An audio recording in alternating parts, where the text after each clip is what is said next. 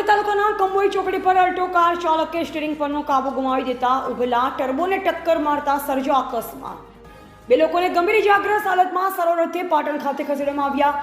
પ્રાપ્ત વિગત અનુસાર કાંકરેજ તાલુકાના સિહોરી પાટણ હાઈવે રોડ પર આવેલ કંબોઈ ચોકડી પર ટ્રાફિક જામ થઈ જવાની ઘટનાઓ અવારનવાર સામે આવે છે. તેમ છતાં ટ્રાફિક સમસ્યા દૂર કરવામાં ન આવતી હોવાની બુમરાણ ઉઠી છે, અને જેમાં કાંકરેજ તાલુકા કોંગ્રેસ સમિતિ પ્રમુખ ગોપાળસિંહ સોલંકીએ પણ સંકલનની મિટિંગમાં રજૂઆત કરી હતી, છતાં પણ પોલીસ તંત્રના પેટનું પાણી હલતું નથી.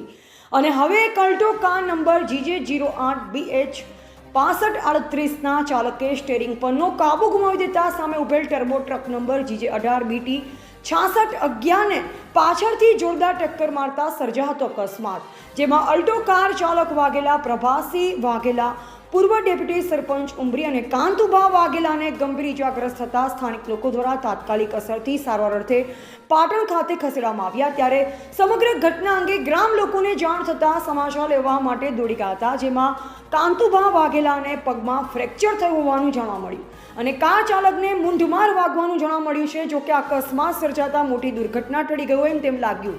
ત્યારે હવે કંબોઈ ચોકડી પરથી ટ્રાફિક સમસ્યા દૂર કરવા માટે સ્થાનિક વેપારીઓનો સાથ સહકાર લઈ ઘટતી કાર્યવાહી કરવામાં આવે તેવી માંગ બુલંદ બની છે. અન્યથા કોઈ મોટી દુર્ઘટના ઘટે તો જવાબદાર કોણ તે પણ એક પ્રશ્ન છે.